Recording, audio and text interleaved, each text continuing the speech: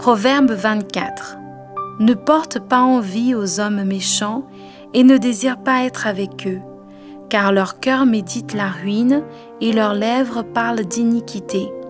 C'est par la sagesse qu'une maison s'élève et par l'intelligence qu'elle s'affermit.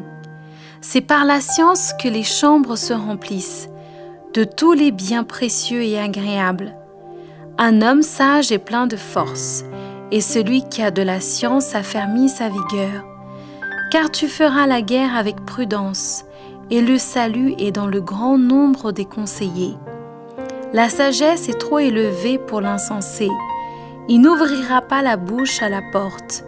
Celui qui médite de faire le mal s'appelle un homme plein de malice.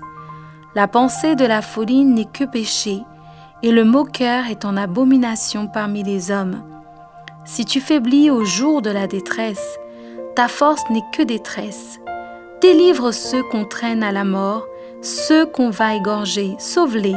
Si tu dis « Ah, nous ne savions pas », celui qui pèse les cœurs ne le voit-il pas? Celui qui veille sur ton âme ne le connaît-il pas? Et ne rendra-t-il pas à chacun selon ses œuvres? Mon fils, mange du miel, car il est bon. Un rayon de miel sera doux à ton palais. De même, connais la sagesse pour ton âme. Si tu la trouves, il est un avenir, et ton espérance ne sera pas anéantie. Ne tends pas méchamment des embûches à la demeure du juste, et ne dévaste pas le lieu où il repose. Car 7 fois le juste tombe, et il se relève, mais les méchants sont précipités dans le malheur. Ne te réjouis pas de la chute de ton ennemi, et que ton cœur ne soit pas dans l'allégresse quand il chancelle, de peur que l'Éternel ne le voie, que cela ne lui déplaise, et qu'il ne détourne de lui sa colère.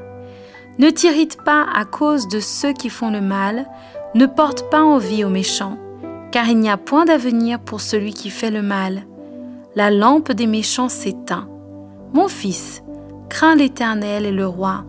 Ne te mêle pas avec les hommes remuants, car soudain leur ruine surgira, et qui connaît les châtiments des uns et des autres?